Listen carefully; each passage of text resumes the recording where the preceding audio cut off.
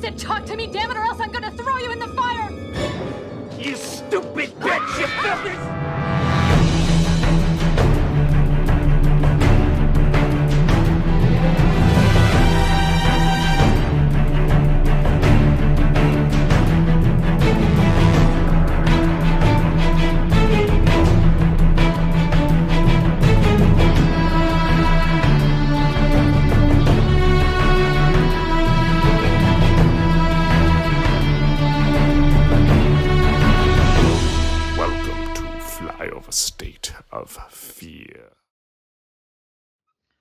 Welcome back to Flyover State of Fear with me and Brian. Hi, Brian. How are you? Hey, what's up? I'm not much. How you doing? Oh, I'm just trying to live, thrive, and survive. That's all you can do. Yeah, it's a really not bleak world out there at all. It's so nice. So many times I brush up against it, like really start to get me worked up, and I'm like, I can't do it. I promise myself I'm not going to live like that this time around. I'm not going to spend 4 years like getting worked up over everything. Like, things are bad and you can be upset and you can acknowledge it, but I can't let the world do it to me. You can't turn into Dr. Alan. That's my privilege talking, and I'm aware of it. So if anybody's watching, don't get it twisted. I'm aware. I know what's going on. No, I have the same philosophy right now. Also privilege talking. Although I did a bit of toss and turnies last night because the internet's a terrible place. Welcome to the internet. It's bad. It's real bad. I got a good friend with a government job and an autistic son both. I'm like, he's just getting hit from all sides. Like, ooh, okay. So the dentist. Anyway, so that's the horror part of the podcast. Yeah, that's the scary part. We talk about the world, and then to lighten the mood, we talk about some murder movie. Yeah, great murder movie. We're like real. Okay, as always, we'll get into the movie probably in about 5 minutes or so, but like real dirty movie. I know. I almost called it horny, but it's too assault driven to be sleazy. Horny. It's more like just like sexual and gross. It's gross. Some really graphic simulated sex that's like softcore borderline. Like it's and I'm not a prude, but make no mistake. But I think there's I don't know. I think there's a line. Okay. Joe, what have you been up to? What have you been watching? I Yes, just looked at I have almost no horror stuff. I do want to say that I continued my kind of like trying to broaden my David Lynch horizon, and I watched Inland Empire, which definitely has horror elements to it. So, but I wouldn't call it a horror movie. So I'm like right there, not with the Lynch, but with like not as much horror recently. I did the one main horror I watched was the Revisit the Menu. Fantastic. I off camera you mentioned, and I also did revisit that like within the last month or two. Yeah, Netflix is promoting it a lot. I watched my Blu-ray, but it's just a fun movie. Like from Ray Fiennes' performance to all the cast of characters they have, like in the restaurant to. From Nicholas Hoult being like just a smarmy little fucking prick to Anya Taylor-Joy, like, I don't know, playing it perfectly and like never looking better with it all. Well, it's really like a cheat because the way the movie's set up with you got all these different tables, basically every table's an opportunity to do a new dynamic. Yeah. And you have room for all of them and they can all be shoved together and they don't have to really like make sense to be together. So you can have all these little like mini ideas. Was that the year of Oh, hey, it's John Leguizamo, because he was in Violent Night, and I feel like it was the same year. Yeah, those might have been the same year. You're right. He was good in Violent Night, too. That's a fun movie. But no, so I read that, and like I said, it was fun. It was a fun watch. And then not horror, per se, but I did give myself a rewatch for the first time maybe in like 15, 18 years, Close Encounters of the Third Kind. That is a blind spot. I've never seen Close Encounters. I should say this, not a horror at all. No, but you could tell it's such a personal movie for Spielberg. It's a horror movie about his dad. Yeah, it's just like man, this man fucking hated his. There's any excuse to get out of this family. I know, that's why I kind of have avoided the Fablemans, because now I feel like that's him doing like some rose-colored glasses stuff on it a little bit. Like now he's getting old, he's getting nostalgic, and he's Yeah. feeling bad about how hard he was on his dad What- now that he's been a dad and Mhm. stuff. You know. Well, I checked. And like some of my thought, I did check it out from Blank Check Pod because they're going through those early Spielbergs. It is crazy to think he was like, Jaws, huge hit. What do you want to do next? Oh, like kind of an intellectual, artsy He wanted to alien make film. 2001. He wanted to make his 2001. Kind of, but it's like more family drama.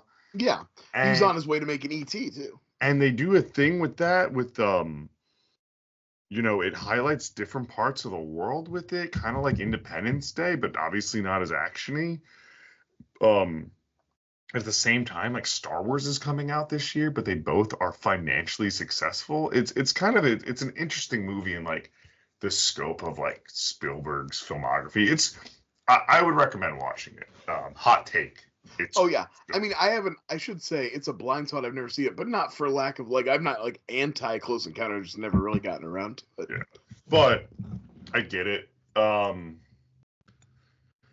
All right, but yeah, that's really it. I've horror wise. I told you, it's again not horror, but we just binged that School Spirit show with Peyton List. We I were mean, talking that's horror. That counts. It's It's like spook. it's spook 'em ups, you know. Yeah, actually, weirdly enough, you could tell. So season one's more straight thriller, murder mystery, and you could tell they're in season two now, and it seems like in not a bad way. And note they were like make it like more scary in some scenes because it's a little more fright. You got a little more intense with it. Yeah. But it's fun little like teen kind of drama, high school. That sounds fun. Shit. It does sound fun, Joe. You- Speaking of fun, I just watched a little movie called The Dentist. Oh, that's funny you say that. We're talking about The Dentist today. That's what people came here to listen to us talk about. Wow. Probably not, though, honestly. No, they're just going to say, where's the us. movie?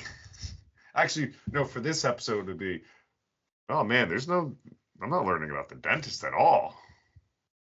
Because no one's going to YouTube going, I want to watch The Dentist today. No, they're not looking up, like, they're probably looking for some video on how to relax at the dentist or like a, you know what I mean? Like what's wrong with my tooth? Yeah, like, how to find a local dentist, something like that. But no, so I want to give a little background on why I was like, we should talk about The Dentist. Sure.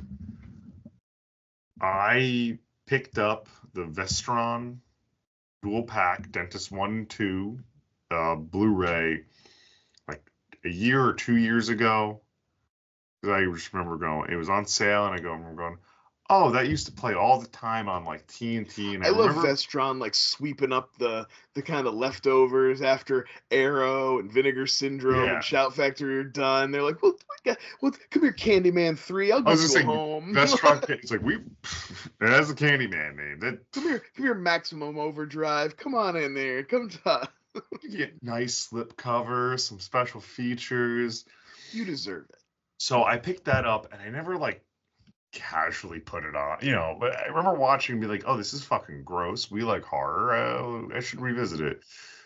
I don't know. You watch all these internet videos or watch all these like collector videos too, and everyone has these cool fucking old schlock horror releases that I never want to spend the actual dollars on. So I was like, I could afford this one. This is my version of that. Boom. Yeah. So anyway, I was like, look when I got that 9-pack of Puppet Master movie. Exactly.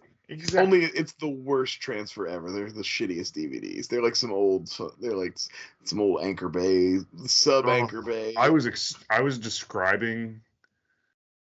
Do I told you about my 30 Rock purchase? Oh yeah. I was describing my Mill Creek. I was describing Mill Creek to the people at the secondhand store. Yeah. Because there's a box. The only box set complete you could buy of 30 Rock is from Mill Creek. Oh, is it really? Oh, they do a lot of TV box sets, and they're so bad. I bought it for our friend Sam, and that's how I knew, like, oh, this is the worst thing I've ever seen in my life. How is it boxed, if I can It ask? has People love this. those, They're no, riveted it by has those terrible like manila sleeves that keep two. Oh yeah, that's how the '70s show one was That's how too. it's Awful. and that's how the Larry Sanders Show one was on, and that's not on great quality to begin with, so they compressed it even worse. Yeah, that's even a little worse than like when you have the plastics, the stackables, where it's got the different, and you got like the disc stacked I'd rather up. that. I'd than rather the that fucking too. sleeves that then Individual sleeves and for they're all of them is poorly so labeled terrible. and they shake around in the bot. Yeah. Anyway, so I was explaining bad transfers. We got dentist. And I'm a huge fan of the show Psych, and I'm always like, it's so weird that Henry, who is Sean Spencer's father, like that's Corbin Bernsen, yeah. I know people know him from like L.A. Well, that's the thing I Law. was going to talk. We can get when we're talking about the movie. We'll talk about him, obviously. To me, in my mind, so like in my mind, this was kind of him slumming it. This movie came out. This is wild that this movie came out the same year as Scream. So like this isn't like an old movie. This isn't like this is 96. What I found weird. Not weird. Yeah, it's 96. So I was looking through his filmography. He wasn't like slumming it. He works to this day still. Like, and in my mind, I think because he was on LA Law, which was like a big deal show when I was a little kid. So like in my mind, he was the guy from LA Law, and then also he was in the Major League movies, which were important to me. So in my mind, he was a star. So like I remember in '96 when he's doing The Dentist, I was like, oh damn, Corbin Bernsen fell off. He like slumming it, but in reality, this is totally within his wheelhouse. Yeah, and not realizing like I said, doing a little research of it, like it was a TV movie, but it was an HBO TV movie. Okay, all right. So it didn't get a release. It was a event on HBO, and it was made to show for late night. It was that explains a lot of the sex stuff. It's like late night. It's like a late night titty movie. It feels like because it really is like a lot of these. I very much had the like Red Shoe Diaries, Skinamax vibe to it. Like, Poison Ivy. Sure, yeah. Hold on. This movie's no Poison Ivy though. I only know the box of Poison Ivy, so that's those are like soft core more than. Yeah, but like it's like when softcore's accidentally almost a good movie, you know what I mean? You could buy that because it was there the other day. Speaking of discs, I believe you could buy the box set of Poison Ivies on Shout Factory. I believe I already used to own them and got rid of them. I think I've had those ones and then was like, what am I doing with these? But I will stand up to be like, hey, come on, Tom Skerritt, and it kind of revitalized Drew's career. You know, it was like a big deal at the time. Who was in them? Drew Barrymore was in the first. Oh, I generally just like I said, I know that I could see the. In the first one, it's Drew Barrymore, and the second one, it's Alyssa Milano, and in the third one, it's Jamie Presley. Okay, then I apologize to that series. Those are all. I might have to revisit. But no, so I'm looking at Corbin Bernsen's filmography though. No, he, like I said, to this day, and he even works as like a shit's a bad word, but like schlock like director today too. Like does he? He's made like he makes like Lifetime movies. Like nice. Corbin Bernsen works. Like he made I don't even know if this was really like the Christian Mingle like Lifetime movie. Like he's made like one one of the ones with Lacey Chabert, so I'm sure he's directed others. Oh, sure, yeah. To me, he's Henry on Psych, which is a long-running TV show. Joe always finds a way to shoehorn Psych into these episodes. Of course, Corbin Bernsen. Now I'm gonna be like keen to like references in the fucking to the Dentist, but yeah. But it's crazy though. Off the top of like his star. When he's on LA Law, he because I'm looking here, he was famous enough to host SNL at one point. Okay, that's fair. And which means something to host SNL. It's absolutely meaningless to be the musical guest on SNL. Yes. Anybody can be the musical guest on SNL. It's not a big deal. That's one of the good things that I like about what they did with SNL 50 this year is that they separated all the music stuff and gave it like its own show and its own documentary. I mean, yes, the show had musical guests and there were musical performances, but like they didn't focus a whole segment on the musical guests or anything. They're just like, that's its own thing. Here, go watch this if you want to watch something about that, which I do. Every time I see a musical guest on a comedy show, this goes for Chappelle, this goes for SNL. I'm like, that is a 3-minute sketch I could be having, and you took it away from me to give me something I didn't ask for. Who musical? Oh, Timothée Chalamet. As his own musical guest. And it's like, we get it. You play climb Bob up his Dylan. own ass. That's why there hasn't been a good SNL sketch in 10 years. It fucking sucks now. And that's not me being an old man and my era was better. That's literally me doing the research and being like, nothing. They didn't have anything good from the 40th to the 50th. This became an SNL rant. That's what this show is now. I said Corbin Bernsen was on us. I was just talking about it. He was that popular. It's been on my brain because I've been watching too much SNL stuff lately. Because I remember he you gotta stop now. I gotta tell you to stop the SNL stuff if it's that much on you're at your office and you're doing like I'm sure you're making copies and everyone's like, oh god, it's not 1987. Yeah, I go to fax something because I don't make a lot of copies, but I still say making copies because I'm just awful. Everyone's like, or so someone goes, Rob Schneider's pretty funny, terrible what they did to him, right? Because of woke. I'm like actively standing up for Rob Schneider at my place of business now. I'm so deep in. I'm like Victoria Jackson's an anti-vaxxer, but I think it's I think we're the only ones talking about Victoria Jackson at this moment. Even in the right wing side, they're like, we're good. We don't. Nobody's clamoring for Victoria Jackson. We're good. Go back to Montana or wherever you're living now. I do love when somebody wants to try to be a MAGA celebrity and even MAGA's like, no, thank you. It's so funny because it just seems like the easiest lane. It just seems like so it's gotta easy. It's gotta be tempting for even like real celebrities to be like, man, I could probably boost my profile by going right way. Yeah, and then I could still be like, yeah, but like, no, I love gay people though. Like that's all they're outs. I could kind of go conservative and be one of the good ones. Yeah, that's always their out today. It's just like, well, I support gay people, and you're like, yeah, no, it's not 1998, like, but not trans people though. Let's make it clear. Yeah, you got to be a real piece. Somebody's got to get persecuted. We can't just be not persecuting people. Yeah. God, this show is amazing. Why don't anybody watch this show? Wow, this is. I think this is the one episode where we have completely just derailed into our own. Like all I was gonna say what I don't think that The Dentist was so bad that we don't need to talk. We shouldn't talk about it. Dentist, and you did, I think, the cleanest. It does feel like one of those things where we're avoiding it. And I don't feel that way. No, but like I think it's just one of these times we're living in where we're like, well, all of our emotions about like life and things are just going to come out nice and comedic. I think what it is you can tell when me and Joe haven't DM'd enough, and we get on here and we just start chatting with each other like a couple little bitties. Like, I'm like, man, I should go get a real Guinness and not water. We're just a couple of clucking hens now. We can't even get our fucking show off the ground. But I will turn back because there are some fun things to talk about in The Dentist and some, I think, weird observations. So we should talk real quick. We talked about Corbin Bernsen. We should mention that it was directed by Brian Yunza. That is of Society fame. Society, and which I think you can see in some of the effects in this movie. And written, yes, it makes so much sense. Society, and it's written by Stuart Gordon. Right. So he also did a couple of the Reanimator sequels, right? Stuart Gordon did the Reanimator. No, but I mean, Brian Yunza directed them. Yes, Brian Yunza directed Reanimator and Reanimator sequels, and The Dentist and The Dentist 2.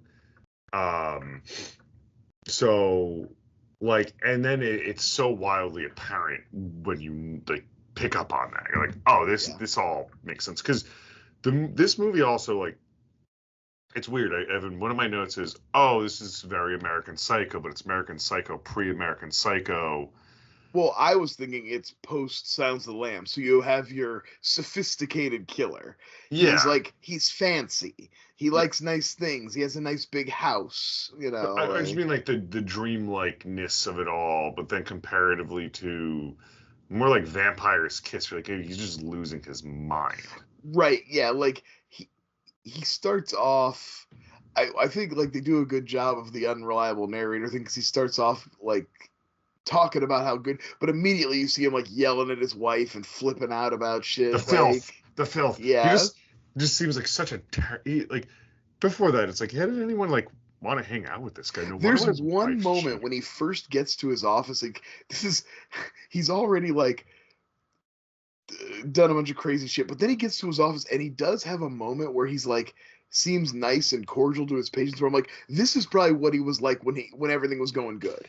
Because you don't Because another thing you find out, they do a good job of kind of slow rolling this through the movie too, is like he's got other issues going on. He's got some problems with the IRS. He's got financial shit going on. So he's already stressing before this whole thing with his wife like pushes him over the edge. My straight up first note is his fucking what? Like the IRS just doesn't call you like that. They're hounding him. And the funniest part is we learned that the IRS just like the guy calling him just like wants some of the action. Well, yeah, that's the thing. It ends up being Earl Bowen, classic, the psychiatrist from Terminator. He's a legend. This movie has a lot of fun supporting cast, and absolutely, and one really big name. One guy did a little something. One guy went on to be in a little something, a couple $1 billion franchises. No, so yeah, I was definitely, like I said, this came out the same year as Scream, and it does really feel like where horror was at before Scream, and it makes perfect sense that it was an HBO movie.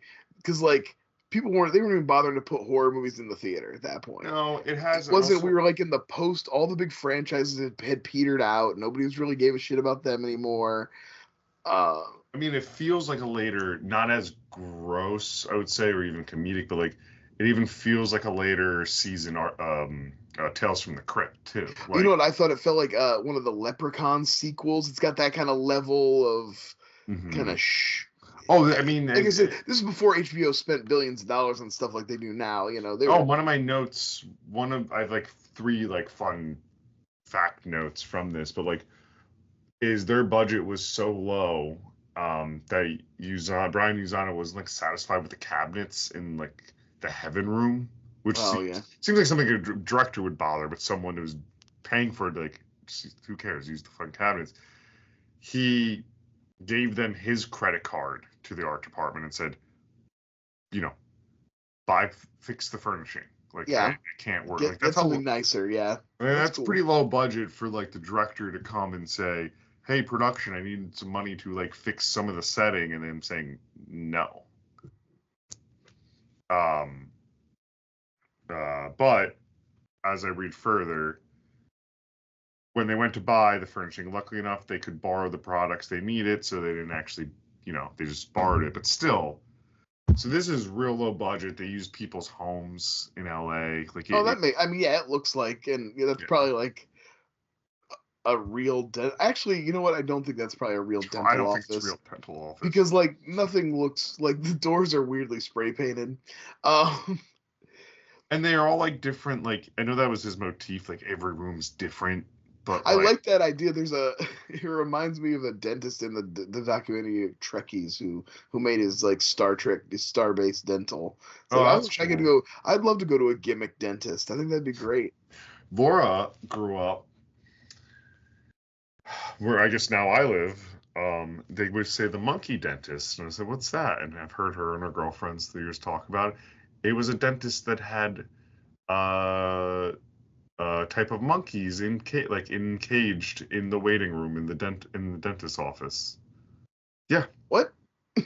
Yeah, no, that doesn't seem sanitary at all. No, it doesn't. And I said, "This is where you guys went?" And she said, "Yeah, this is the like pediatric dental office, or maybe a main dental office." Like, that is wild. Wild. It does not run anymore. I got a root canal on Halloween this year, and my dentist was dressed as Woody from Toy Story. That's really funny. Wait. No. Hamilton Dental says about, and then it says, all right here. Sorry, giving them a little plug here. Go to the monkey dentist.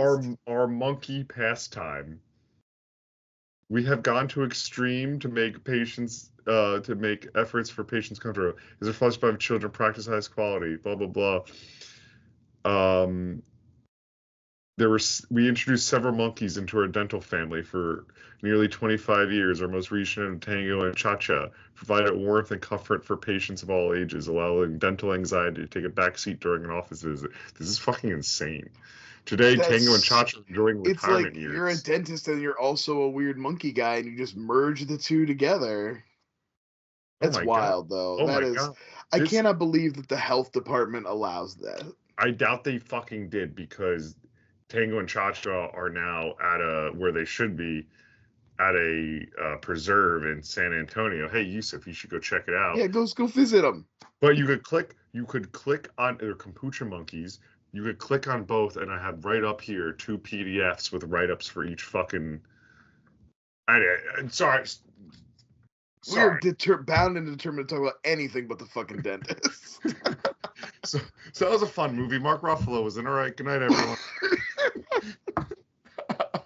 So anyway, so he sees his wife cheating with the pool man, and it pushes him over the edge. But we establish his dental office where Mark Ruffalo is waiting with his wife. Wasn't just cheating with the fucking pool man, which sounds like everyone. We kind of find out everyone's. We do find out that the neighbor is also the pool man.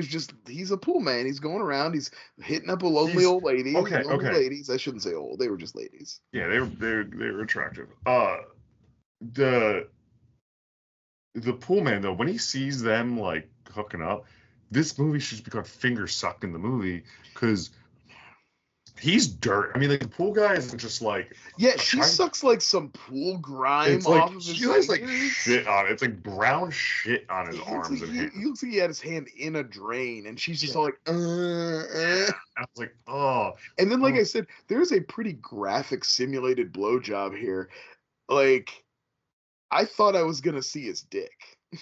Oh yeah, his fan. Like, it's what I do want to say. His fantasy, or like his murder fantasy. Oh yeah. Is. So he sees them hooking up, and he doesn't do anything. But we see like a. No, he doesn't do anything yet. He like kind of like. We see a murder fantasy, and it's so sleazy, because he takes her and he chokes her on the pool man's ween, as he puts a gun in the guy's mouth, and basically is like, you could bite his penis off or I'll blow your head off. And then like you kind of wake up from, but it's graphic. Yeah, it's really uncomfortable. Yeah, it feels gross. Yeah. Anyway, that's so he doesn't actually kill them. He kind of leaves. But he comes so But he follows the pool man, and the pool man goes to the neighbor. Yes. And he falls to the neighbor's house, and he ends up seeing her. And this is where we get the thing where he's so scattered that he like can't stay focused on being mad at the pool man, because he gets distracted by the neighbor's like fucked up teeth. Now she needs like that was the filling. I know there's a lot of things in this movie that are like gross. That was the meanest thing he did. She laughed, and he went, or she said something. He went, "Huh, you get a checkup by it. You need to come in and get your teeth taken care of, by the way." Oh damn, your teeth look like shit. And like, they're not that bad. Like, and then I thought, oh man, this is insane that like everyone's using this guy too, and he's like checking on him. To her credit, she called right away. Yeah. But he has like it's funny, there is a reference later. He has a James Bond gun. Oh yeah, a little pearl handle. Yeah. Like, very like it's classy. Yeah, he's got a classy gun. It later Ken Foray or one of the other detectives call it a James Bond gun. Do they? I don't remember. Yeah. I love Ken Forey's looking very much like 90s Ken Forey. I love Ken Forey's great. Always got a different look. You know what I mean? Every time you see him pop up, he's looking a little different. Ken Forey's a man who, like, he's horror, royalty. Yeah, obviously. Blew my mind, like, when I started really getting in horror and learn, like watching shit old and like this was like late high school. That, to me, he was just the dad in Kenan and Kel. Everybody's somebody's dad to Joe. Every actor was just in this somebody's movie dad on a especially. sitcom to But Joe. he's just Ken Rockmore. He's just the dad who yells at Kel. Everyone's a dad. Everyone's a dad. Everybody's a dad from a sitcom. Well, I bet you actually, because I did look it up. The woman who plays Corbin Bernsen's dental assistant. Oh, I have her. That's Molly Hagan. Molly Hagan. She's a favorite of. She's in one of my favorite movies. She's in Election. She plays Matthew Broderick's wife in Election. I did not recognize her. I was going to make a joke that she was a consistent, I guess, the mother in the Emma Roberts Nickelodeon show on Fabulous. Was she? I only know that from the thing. I don't remember that show. I remember the show. I don't remember the show. I believe it. She's a working actress. I know her from Election, but there's just like a million other things. She's the lady who pops up and stuff. Well, that's the thing. I couldn't nail. Like, I was like, no, she looks so familiar. And then if you look at her IMDb, you're like, I actually can't nail down like one role. Because I've seen her in it. And she's like a Beth Grant. You've just seen her a bunch of times in a bunch of different things. Yeah. So, but the big one, so we do get to the office, we do see people. The big one is Mark Ruffalo's in this movie. Yeah, Mark Ruffalo is in this movie, playing a complicated character, really. Yeah, because he's the only one who calls him out immediately. So we learn a bunch of different things about Mark Ruffalo, kind of like from different. First, the reason he's there is he's an agent. He's there with this girl that he is like, literally the girl says, rebuilt her.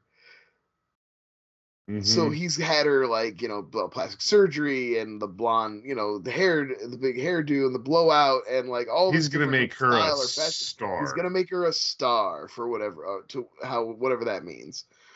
So like at first you're like, oh, that's gross. So he's kind of a creep. And then we also see him kind of like, sleazily he gives an underage girl he like encourages an underage girl to like do a little catwalk in the office and spin. And what makes it even creepier, I mean it's creepy already, what makes it even creepier is when it's a family dentist, right? It's known, like people that you're known by name. You got the girl, the girl, she's there because she's excited to get her braces off. Yeah. The receptionist comes out and goes, oh, what's wrong, Melissa? I don't remember her name. And then she just goes, like, even creepier, her just going, oh, nothing, I was just stretching, as if, like, we all know it's wrong. She knew something weird was going on, that it was, like, inappropriate. Yeah. It's a very... We can talk a little bit about that later, but, like, the main tension of this whole movie for me was that little girl ending up alone with Corbin Bernsen. I was so worried about that. It's almost it gets there. I was so worried about it to the point where I didn't realize that they were setting her up to be the final girl, basically, which is what was happening. Yeah. And instead of her in a cabin being stalked by Jason, she was in the waiting room while he's going insane around her and she doesn't know what's going on. And like, it was pretty effective. Once I realized that was the play, I was like, I think they did a pretty decent job with that. Yeah, I like, for all the movie's silliness. Yeah, it's pretty effective. Like, it's generally because I think the mouth stuff. Oh yeah, one of the visceralness of everybody's had mouth pain. Everybody's been to the dentist. Everybody can relate to that. It's why it's so popular to smash fingers and cut off fingers in horror, because it's a type of pain that you can survive, that people are familiar with. That's what I remember from this movie. So this would run on, like, in my memory, this ran on TNT a bunch. I believe that. And all I remember is the mouth stuff. And I was like, ooh, that's what it is. The guy just, like, is a dentist who just, like, carves up people in the mouth. I guess I wasn't, like, all that wrong. I would say there's not enough dental killing in this. But talking about that, you said, like, the fingers and all that. I am surprised. And there's still time that this kind of prime for some sort of rebooting to, like, really do something with something called The Dentist that's like a killer dentist that's not just like... Well, yeah, like I said, something that really makes use of it. Part of my issue with this one, excuse me, there's a couple different kills here in this movie. One he strangles the one hygienist with some nylons. He I can't remember. Oh, he just slashes the pool guy with a knife. In the very end, his plan is to just shoot the little girl. Like, where are my now? There is one specific very dental related scene. There's a couple actually, but like this needs to be like Killer Clowns. We praised Killer Clowns when we watched it on for original Mhm. Flyover, because they use the whole Buffalo. Any little bit you could get out of Clown, they got it. And they should be using And that. this is what the dentist thing should be. There should be a kill for every tool in the office. Well, it And should. every way you can think to use a dental tool or to use an office or to use the chair or to It should use, be. find something for everything, Well, it should be just like how that first one with his wife's kind of set up. Like, struggle, knockout.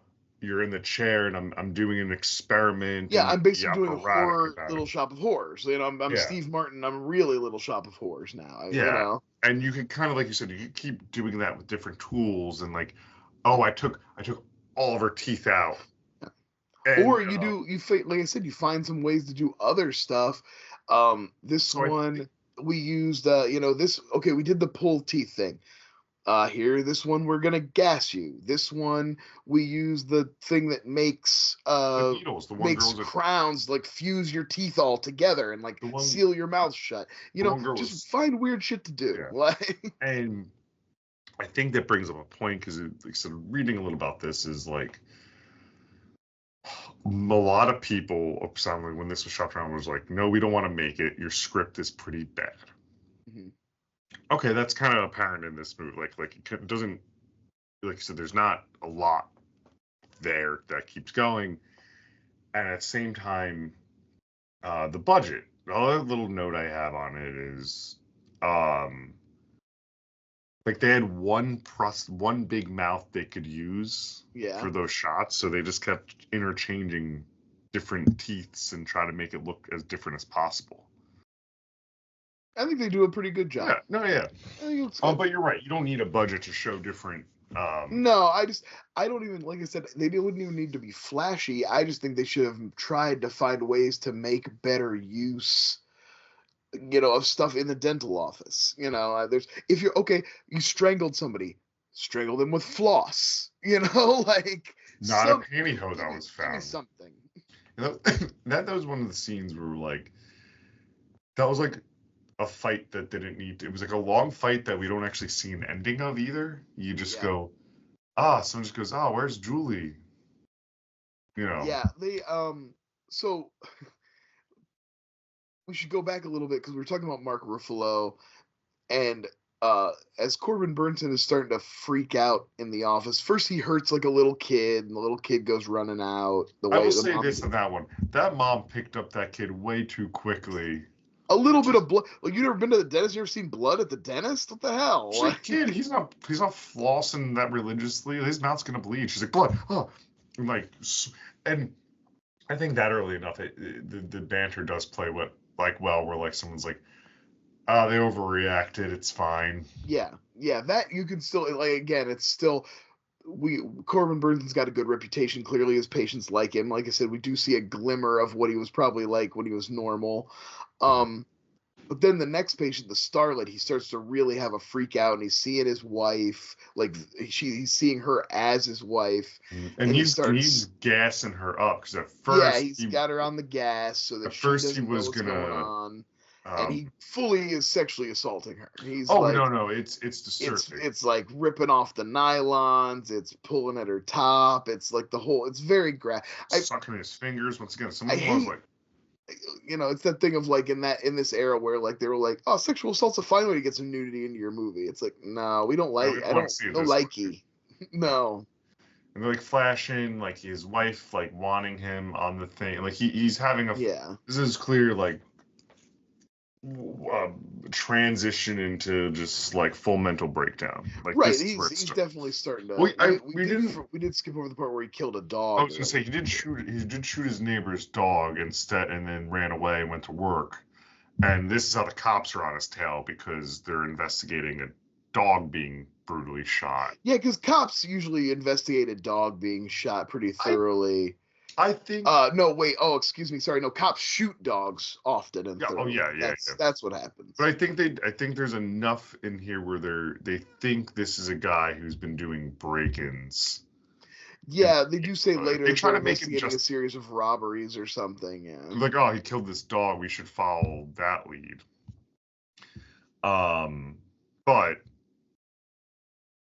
But he's losing his shit, and like I said, he assaults this girl, but she does eventually kind of wake up and get out of there. But she wakes up and she sees her stuff's wrong. I was like, yeah, out of there, and Ruffalo she yells for Mark Ruffalo. Mark Ruffalo takes her out of there. He's like, what the hell's going on? You know, and then also one of the nurses, the one we talked about, is kind of on to him. She takes like tattered nylon. She's like, these were on the floor. They were on that girl, the one they carried out of here. He had these on the floor. He kicked them off to the side. I think he did something to her. And like, let's just say her coworker is not an ally here. No, her coworker is like, Dr. Allen? I love too. She's like, we'll just go ask Dr. Allen. There's no way he would ever lie about it. So he'll just tell us that he didn't do it. Then we'll know. And her coworker's like, yeah, the new dental hygienist is clearly like new, good at her job, been around the block. Right. She's doesn't like, revere this guy in the same way everyone else does. So that when he's acting weird, it registers with her. Yeah. A lot of these people, like the receptionist and the hygienist he's worked with longer, are kind of giving him a bit of a pass. You can tell, like, not day, you know. Yeah, they've got he's just having an off day, but she's like, no, something's up with this guy. 3 people have run out of here. But anyway, they run out, and he makes plans with his wife, though, in this meantime, to like come to the dental office. Yeah. He invites her for a romantic cleaning. I mean, that's not like, I don't think that's what he invites her to, but that's what he eventually prepares for. And to her credit, she's like, buddy, we're gonna miss dinner. It's our anniversary. Yeah, she's like, you got reservations at like a fancy restaurant and whatnot. I mean, he must have been, I will say this, he must have been such a absentee husband, though, that she got so comfortable cheating in that open of a space. Like, he's like, yeah, she didn't wait till he had left the house for very long. He was like, I'm leaving, and it was less than 2 minutes. And he like basically got to the end of the driveway and they're like, oh, I forgot something, and came back in, and they're already banging. Like, they didn't even wait till he was out of the driveway. So like, but yeah. So he invites her back, right? And the one thing we note, and this is why we say like Mark Ruffalo is like his character complicated, because like we said, he's a bit of a creep for sure. But he does come back and like blast Corbin Bernsen in the face and then tell him he's going to sue him, which probably not a great idea to publicly assault somebody if you're planning on suing them. But it's the 90s. Upset. He's upset. It's the 90s. I mean, I'm not saying Corbin Bernsen didn't deserve it or that I wouldn't have done it too, but I'm just saying, like, I don't know. It seems like he's going to countersue, and he's probably got, well, no, he doesn't. He doesn't have money. He's got Earl Bowen there breathing down his neck for the IRS. So yeah. That fucking IRS guy being like, you hooked me up with some dental work. It's all good. I love too that he's fully like, I'll just take a kickback, just pay me, and I'll make your tax shit go away. Like, it's all this guy's asking for. Corbin's like, no. This guy's got a great hustle, honestly. So I said that, so I was like, it's weird. The IRS just calling you up that consistently. But yeah, I like the as he's preparing for his romantic dental cleaning with his wife, I like the cross-cutting of her like putting on makeup and getting dressed, and him preparing his tool tray and like getting all his little instruments in a row. You know, it's like a good little montage. That's a funny little montage. It's cute. Yeah. Yeah, so she shows up and he's like, oh, I have this new room. It's it's an opera room because you could sit and because it's so set up at first. You're like, what the fuck is this in this office? Yeah, they established through the movie, and it will pay off, I guess, to some extent, that he's like kind of obsessed with opera. Yeah, he likes clean. That's a big right. Everything's fancy, classical. Like, and his part of his mental illness is that he sees dirt everywhere. He sees filthy, like sees a perfectly clean mouth, and then sees it all funky and stuff like that. That's part of the the movie's trying to horror, right? That's what they're trying to milk out of. They're trying to milk body horror out of it. So he starts, going in her mouth, and then obviously just puts gas on her, and basically knocks her out. We see some struggle. Starts pulling teeth with no anesthesia. Boy, if you ever had a tooth pulled even with anesthesia, that is unpleasant. And then we go to the next day. I do want to say, I want to give a quick shout out to some nostalgia that hit me. I was looking up something about this movie, and then I saw that this scene was featured on it was called Boogeyman. It was a DVD you could buy, and it was the early days. It was in the early 2000s, and it had like a orangish colored case with the face of hell, Pinhead, Chucky. I would rent those. They were right, and it was like a compilation DVD of top 20 top kills or something. Yeah, I would go to Blockbuster and I remember I owned that one, and that was probably the most the most interaction I had with the movie The Dentist until we watched it. Oh, it was on one of those? It was the kill, basically the chair kill here, or kill, but the chair attack or whatever. I think it's on the DVD. What a way to uncover it. Yeah, no, I would go out to the Blockbuster, had a few of them, and it was always just I didn't know they were kind of named Boogeyman or something like that. I thought it was just top 15 slasher kills, and or whatever. And yeah, it was always Chucky and the Child's Play 2 in the classroom was what I always remember, highlight. And or there was one where it was a kill count. You'd have one of the kills from Leprechaun. You got something from Freddy. They'd hit everybody. They'd give. So it makes sense the Dentist would make that in that time. In that era, because again, considering the Dentist had probably been out 5 or 6 years by that point, and maybe he had a little bit of. It's probably cheap to license, if they needed to license those to get them on a disc. But I do remember though. I think that disc had some more obscure, because I remember finding a Scottish movie called The Ugly from that I still own, and it's actually pretty good. So it wasn't only mainstream stuff. They did sneak in a couple that were stuff I'd never heard of. So I got to give them their props there. Boogeyman Killer compilation. I just need to see. It's got the orange cover, it's right? Red. Boogeyman. Is it red? Okay. Oh yeah, but this might have been what I rented. I owned a copy for sure, but I think I got to the point where I owned most of the movies that had those kills in them anyway, and I just got rid of it. I won't know.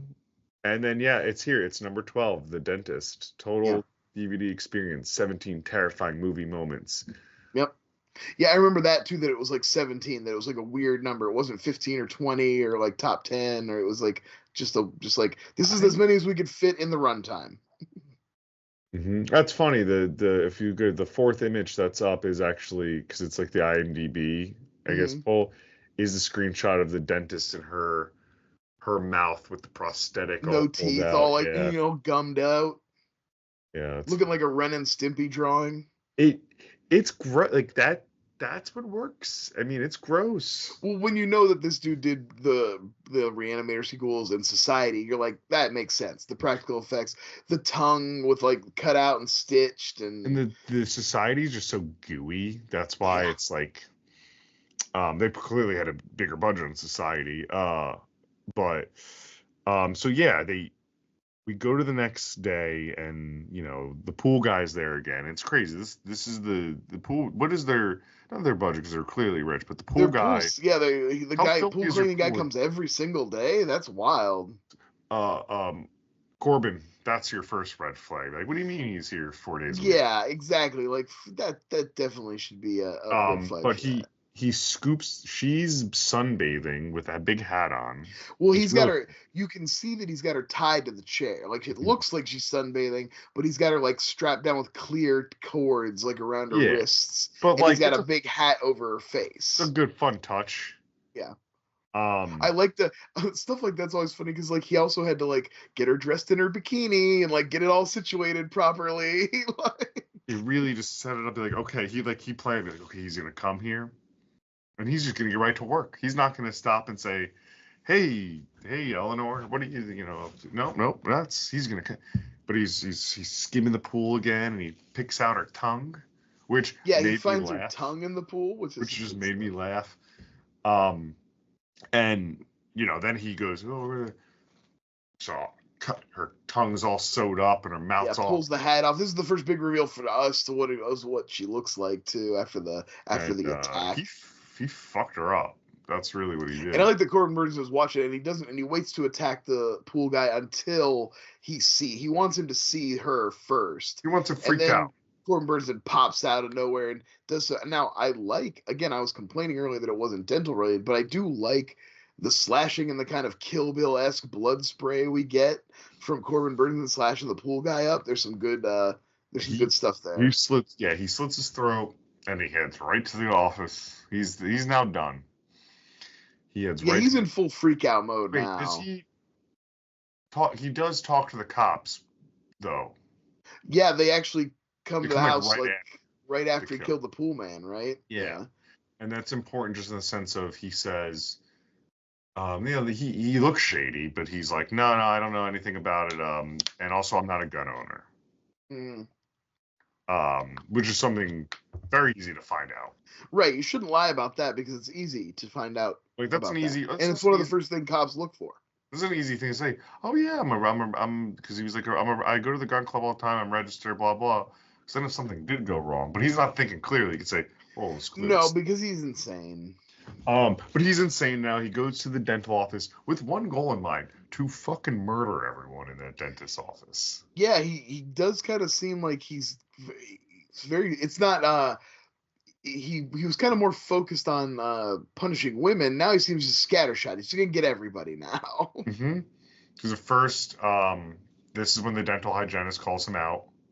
Well, yeah, the neighbor shows up. The one the neighbor comment on comes in, and he just starts. He's got a power drill, and they're just chewing up teeth. Oh, that bothered me so much. And that's when the dentist, she's like, "You're fucking her teeth up." He's like, "Don't tell me what to do," because he's a fucking diva. Oh yeah, he's already. I mean, you get the impression he was probably like that even at his best. I think he was a diva before. Even if he was a nice guy, he needed. Even when he was the most professional he ever was, he was probably still like that. But he tells her, "Don't tell me what to do," and she's like, "All right, fucking man," and she goes to the girl like, "Get out of here!" I like that she is like, "Don't let this guy work on you. Beat it, bail." Because he's also sort of freaking out and tunnel vision. This we find out that pool guy was fucking everyone because she's like, haha, he does a good job. Yeah. Because she was. We see Corbin Bernsen sees her kind of lead him off into the pool house, but we don't actually. It's not nearly as graphic as what we see with his wife.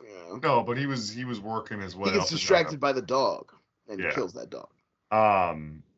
So she runs away, and this is when he has his entanglement with the pantyhose. Right.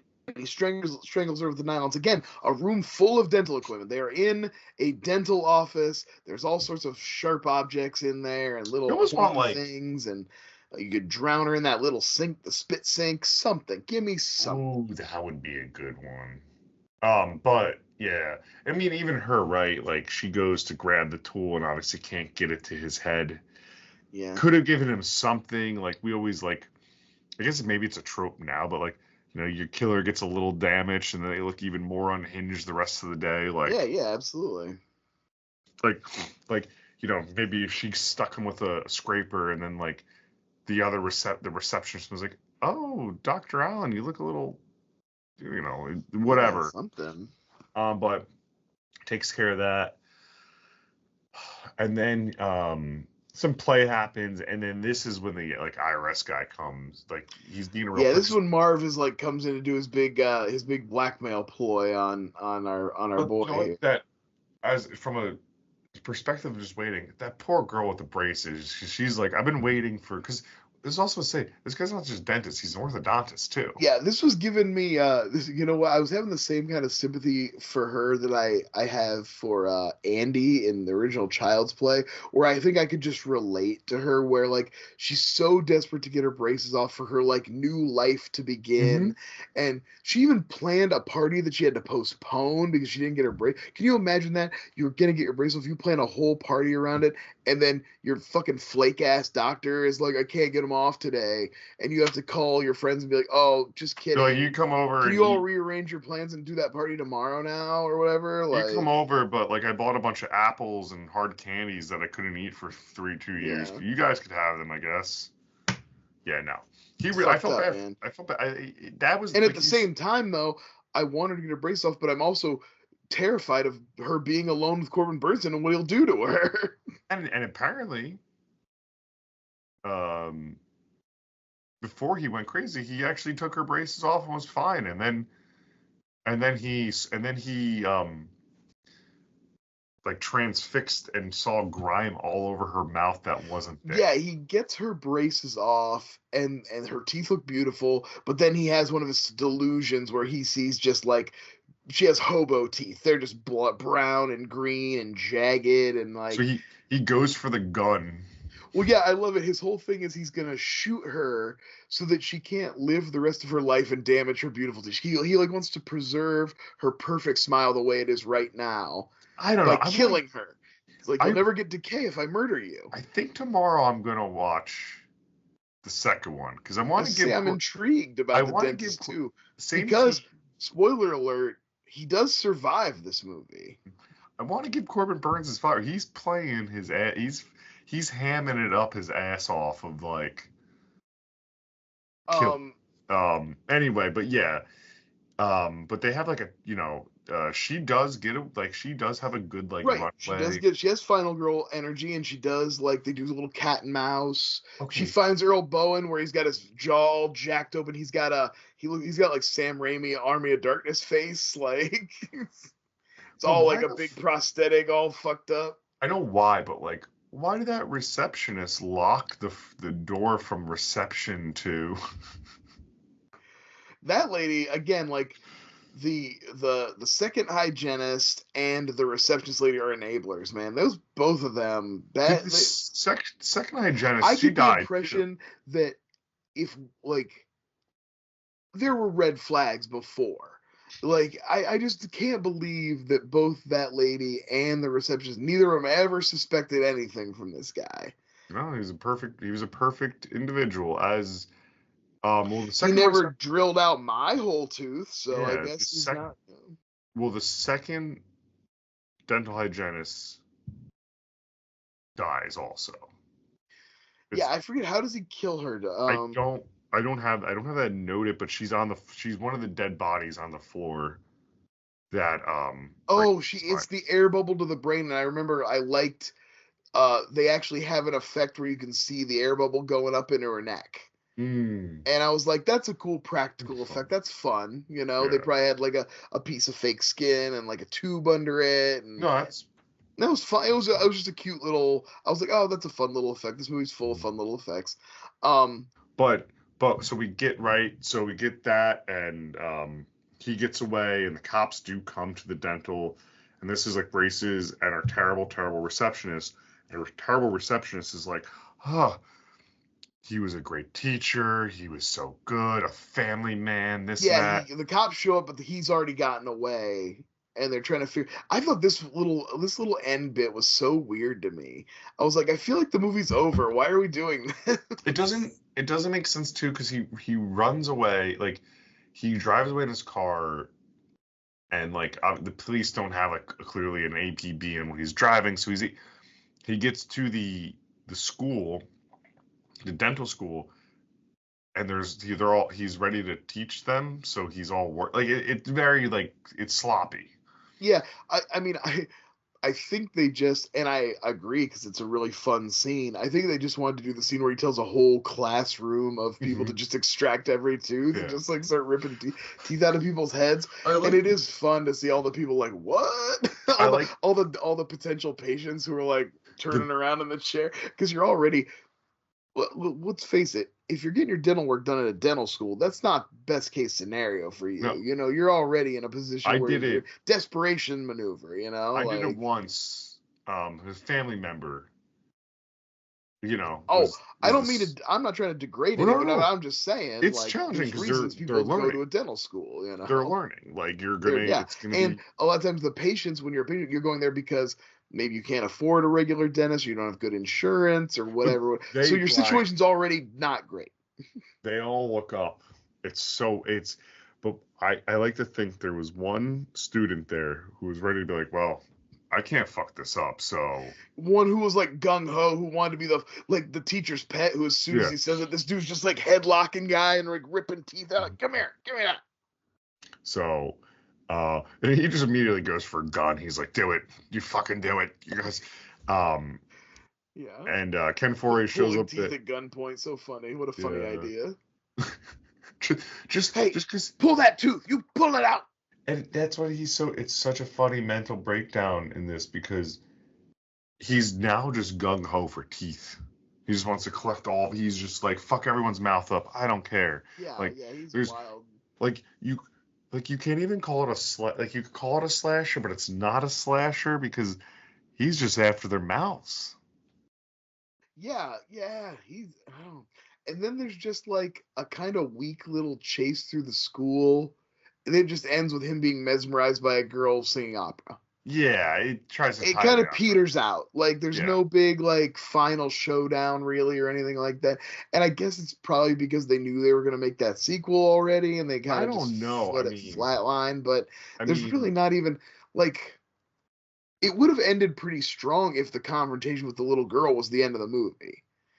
mhm. But it really feels like the last it's kind of like and then he's in an asylum at the end, and he's is he really even being tortured, or is that like a delusion too? I don't um, know. I'm gonna be honest with you. I'm just reading a little bit of the second one.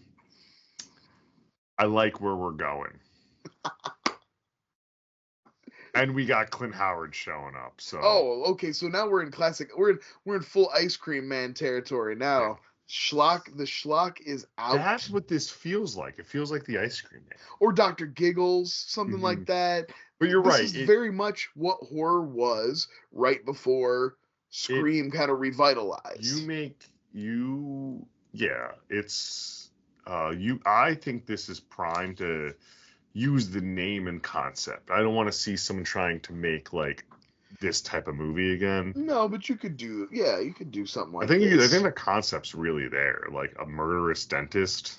Yeah. Um, but I think Do some real Sweeney Todd stuff. well, that's hair. But I think you nail it. Unfortunately, its ending just it peters out. Yeah, it just There kind of should flatlines. I was just kind of like, oh, all right. It's so much so that even looking at my notes, I wrote Asylum. I was like, but it seems like there was something else. I was like, oh yeah, he gets strapped into a chair, and then oh it's the yeah, wife, and she doesn't have, she's all gummy, and she's like he gonna sees it's torture. clear She's gonna do some dental torture on him, apparently. that's clearly that is and also clearly a delusion. But again, yeah, it's like, did that even happen, or is that just a delusion? Is No, that that one I think is a delusion because we see him pan in the room and they're like, it's time for your appointment, and like I think yeah? he's just lost his mind, and it's like in his head that like you're because I This couldn't is imagine. what your appointment is gonna be, or And whatever. it's your torture from your wife, and it's like the most artistic shot of the movie where it pulls back and goes through like the the the viewing hole of the vent almost Yeah. like yeah, that to me was the only one that was except for the beginning of the movie where he envisions her being watching his wife cheat. Yeah. um that's what he's that But he does that's actually see her cheat, but he envisions killing them, right? oh Like apologies, that's the yeah. part. So when he envisions, I think this is of the same thing. I think it was just Okay. clearly they had a weak ending. Well, also like he's in a mental hospital. They could have him strapped to the chair for any number of reasons, and then he's just like having the hallucination about his wife. I mean, how So many of that are like none of these things are realistic. Like they're not getting dental. no, that's fair. They should. I mean, I'll advocate for it. I mean, if it's a thing, I'll advocate for it. But like, um, no, dude, it's like a fun movie. Yeah, that Oh end. yeah, it wasn't a terrible watch or anything. It was okay. Again, a little grosser in certain I like think it's sexual gross. aspects than I would have expected. Yeah, I'm not. I'm Like not. I don't necessarily, I'm not like I said, I'm not one of those prude, no sex in movie prudes, but like this is a movie that legitimately did not really need that. Like, And I think when you say shit like that too, this is different. This isn't like yeah, sex in the movie. It's just, it's it's why we've talked on the pod before of the same thing where I'm like, oh, I don't love Rob Zombie's movies because he, uses, even there's some good shit in his movies, you're using sexual assault for yeah. there's no rhyme or reason for it in this movie of the same thing. There was no reason for it. I mean, yes, We are gonna do Lords of Salem on this show someday, we though. can.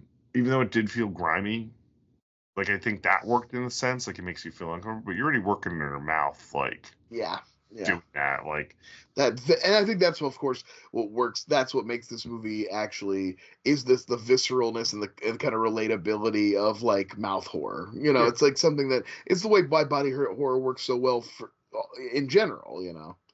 And like, I mean, if you wanted, like, because of who made it, the guys who wrote it, like there is like politics to extract from it too. Like there is that, and for even such a schlock, right? Because Society clearly is a political movie. Oh yeah, Uh, yeah, yeah. And Reanimate. like I said, we're doing the sophisticated killer thing here. So anytime you're doing that, there's a class. You know, there's Yeah, class that's what I was gonna structure say. at It's a play. it's a class. Yeah, It's a class. It's politically a class movie, but yeah, absolutely. I have a hard time when people try to put too much emphasis on those meetings for movies like of this caliber, like of like this Yeah, and this caliber. Where I'm like, recently let to the drive in menu handle that. Okay, you're not up to the task. to drive in no generally though to drive into another topic. I know we're going long here today. Recently, that fucking Terrifier director tried to like wipe his movies away of Fucking any stupid political asshole. when his actors are very I'm sorry, his very beloved series by these communities and everything, and his actors are very vocal about their causes and rightly so, and tries to distance himself. But my guy, and two things on this, and me and you like tweeted all about this stuff Oh, is sure, sure. one, you made a movie where you put a crown of thorns on your main character.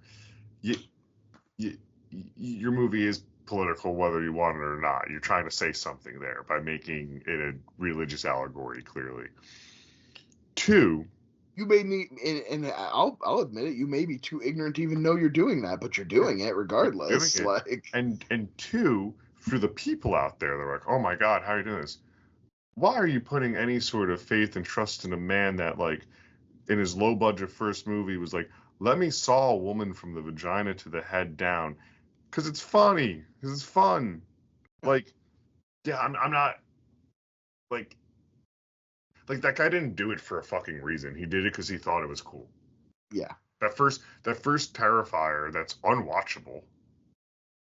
It is to anyone it is. Oh no, that's what I've heard. Yeah, It's everything in there is because Damien Leone thought it was fucking cool, not because he had something yeah, to say. Um, I like 2 and 3 when I say that. Like I think they're fun movies. They matured in there. They go on way too fucking long. The man needs to know how to cut 20 minutes from it. But I get it. I regress. So my point bringing this is something like The Dentist. Like when if people put their like, oh, it's this thing and there, the way they're the Terrifier series. Maybe we stop a little bit with that. Maybe we stop the worship of like. Oh yeah. In general, we Shit. just need to get away from that for Yeah. sure. Sorry, I hope that rant made sense. Yeah. Yeah. Well, luckily, the legions of dentist fans out there have heard you. They're all going to calm down. Oh, They're going to stop. They're going to stop their justice for dentist hashtags. They're going to stop using they're gonna those. be like, God, I can't believe Corbin Burns came out and just Henry Spencer. The director like releases a statement like after hearing what Joe had to say on the flyover pod, I do believe that we need to calm down as a fan base. All Man, those dentist heads out there. I wish there were some dentist heads. They could watch this video. Somebody needs to. Someone's gonna. This is gonna be one where we're not gonna have. Where the movie Even the at? bots don't want to watch this one, man. Nah. I had fun with this movie. I like I said, it has made me very curious to see. No, it was more again like it was fun to look at because it was something. It wasn't. I don't really think I'd ever watched it all the way through. I had obviously the memory from the Boogeyman DVD, and I remember like when it was coming out in that era. But I don't. Like I said, I don't think I had ever seen it all the way through. So Yeah, it was fun watch for me too. it's such just a surreal shot. Like, I don't know, time capsule where I also go, it's crazy these things even on whatever budget get made and like the way they get made. Like, Yeah. like there's choices there. Like, you know, it's like, imagine if this was the same to go through like the where horror is at, like decade of movies, right? Mm-hmm. Like you take the same movie and then you can make it look like a mid 2000s Platinum Dunes, right? Because that's where horror. Oh yeah, sure. That's where horror ended up. I'm just thinking where like general horror ends up, right? So it's like, Yeah. it's like where this is, right before Scream. Like a make this like a Gothica, you know, Yeah. something like Yes. that. Yes. Yeah, that'd be a great example because it's trying that Platinum Dunes new line, Yeah. Gothica, Yeah. and then like now, all right, if they're like the dentist is coming out, it would be like an elevated horror, but like nothing would fucking happen. Yeah. It's all tension based. It's just tension. You know? It's all tension, and like those when they work, they really work. I've talked about it, like, but that's like now become the last 10 years of horror. Yeah. I could keep going and going and going, so I should wrap up because I'm gonna say, like, I was just talking about how we're getting a Scary Movie reboot, right? Basically. Oh, are they? I didn't know. Like, like Marlon Wayans is back, and like they're clearly gonna try to revive like 6 or whatever. Sure. I'm like, well, they have to do like the elevated A24ification of horror. Yeah, you got exactly. That's what you make fun of this time. Absolutely. And not like, oh look, Megan's dancing to WAP, when it's like you kind of did that. Yeah. But like that's what the scary movies were for like ever, was just like, look at this big character we know. They're gonna dance to the. They're gonna do a thing from a commercial that you won't be relevant in 20 minutes. Yeah. Like, Anyway. Yes, dentist, fun, a weird one. Glad to revisit it. yeah, like I said, anybody curious to what horror was like before the kind of reinvention in the late 90s, this is kind of what we were getting. Interesting. Yeah, it's a good learning lesson for me too. All right, I'm gonna let us go because, like I said, I'm kind of just word vomiting now. It's been a blast as always. All right, as always, as you guys know, you know where to find us and all the things, and stay fretful. Bye.